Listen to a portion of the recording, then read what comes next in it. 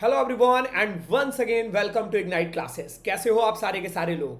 तो जैसा कि आप लोग देख पा रहे होगे, क्वेश्चन ये है कि नीट क्या सच में इतना हार्ड है जैसा दुनिया कहती है।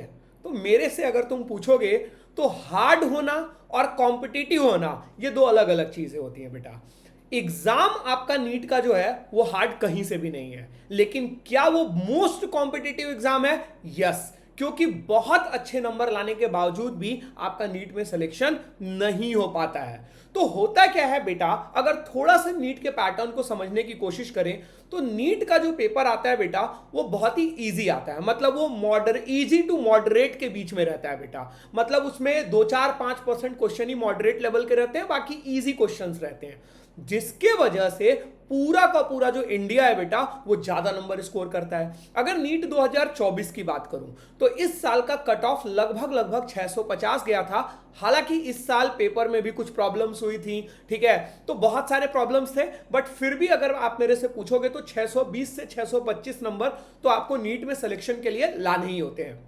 अब होता क्या है, पेपर आसान होना एक्चुअली में नीट को डिफिकल्ट कैसे करता है, इसका मैं आपको एक एक्सप्लेनेशन देता हूं।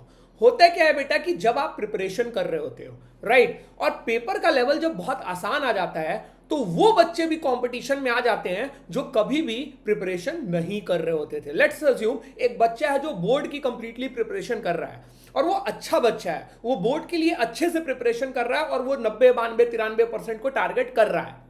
और जब पेपर का लेवल बहुत आसान आ जाता है तो वो 1-1.5 महीने का जो समय मिलता है बेटा उसको, उसमें वो पढ़ के कई बार आपके कंपटीशन में आ जाता है। यही सेम चीज जनरली जेई के एग्जाम में नहीं होती है, क्योंकि उसका लेवल इतना टफ होता है कि एक बोर्ड में 95% लाने वाला बच्चा भी अगर उसने प्रॉपरली अपनी आईआईटी की प्रिपरेशन नहीं की हुई है तो वो स्ट्रगल करता है। तो इस वजह से वो पेपर हार्ड होते हुए भी कंपटीशन इजी हो जाता है और नीट का पेपर इजी होते हुए भी कंपटीशन हार्ड हो जाता है। तो करना क्या है हम लोगों को? प्रॉब्लम तो ये हो गया, बट हर प्रॉब्लम का कोई ना कोई सॉल्यूशन होता है। तो यार आपको स्मार्टली वर्क करना है। अगर आप नीट के पैटर्न को देखोगे पिछले 4 सालों से तो एग्जैक्टली बायोलॉजी 100% एनसीईआरटी बेस्ड आ रहा है। आपको क्या करना है कि एनसीईआरटी को बार बार रट जाना है बेटा। वन ऑफ माई स्टूडेंट जो 2022 में सेलेक्ट हुआ था, उसके उस समय 672 नंबर आए थे, 360 में 360 था उसका बायोलॉजी में। उसने मेरे को बताया था कि सर मैंने 12 से 13 बार NCERT line by line read कर ली थी और टेस्ट खूब सारे देता था। तो उसने पहले ये मेक श्योर किया कि बायोलॉजी में उसके 360 में से 360 नंबर आ गए। देन केमिस्ट्री की बात करेंगे तो केमिस्ट्री में inorganic, again it's something like biology, और ऑर्गेनिक और फिजिकल मिला के आपको एक डिसेंट नंबर लाने हैं। मतलब कम से कम 150 से 60 नंबर के लिए आपको टारगेट करना है। एट लास्ट कहीं ना कहीं फिजिक्स सब बच्चों को नीट वाले डिफिकल्ट लगता है और होता भी है, इसमें कोई गलत बात नहीं है, ये होता भी है। तो आपको वो सेक्शंस मेनली देखने हैं जहां पर आप ज्यादा स्कोर कर सकते हो। जैसे कि मॉडर्न फिजिक्स 3 चैप्टर का गुच्छा है बेटा, मुश्किल से पढ़ाने में 1 से 2 सप्ताह, बहुत डिटेल में पढ़ाएंगे ना तो 2 सप्ताह का समय लगता है, लेकिन उस 2 सप्ताह में आप कम से कम 25 नंबर पा जाते हो। मतलब ये मान के चलो 6 से 7 क्वेश्चन हर साल मॉडर्न फिजिक्स से आते हैं मात्र 2 वीक्स में।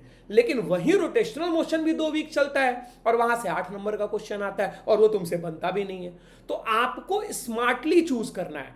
फिजिक्स में अगर आपके 28 चैप्टर हैं तो आपको 20-22 चैप्टर तो बहुत अच्छे से करना है। और चूंकि क्वेश्चन का लेवल इतना आसान आ रहा है, जैसे कि रोटेशनल मोशन में हो गया, तो रोटेशनल मोशन में मोमेंट ऑफ इनर्शिया और टॉर्क का डायरेक्टली फॉर्मूला निकाल के क्वेश्चन आपको दे देता है बेटा। तो इस वजह से छोड़ना कुछ नहीं है, क्योंकि स्कोर बड़ा करना है। और अगर कोई टॉपिक डिफिकल्ट लगता है तो उसका केवल और केवल फॉर्मूला रट के और उस फॉर्मूले पर 1-1 2-2 क्वेश्चन करके भी चले जाओगे तो there is a high probability, जैसा एनटीए पेपर बना रहा है, कि आप क्वेश्चन को सॉल्व कर ले जाओगे बेटा। तो again I am repeating, NEET hard exam नहीं है बेटा, नीट इजी एग्जाम है, लेकिन वही इजी होना घातक हो जाता है और वो सबसे ज्यादा कॉम्पिटिटिव एग्जाम हो जाता है। तो आई होप कि आप लोगों को चीजें समझ में आई होंगी, जो सजेशंस मैंने दिए वो आप लोगों को समझ में आए होंगे। That's all from my side, thank you, have a nice day.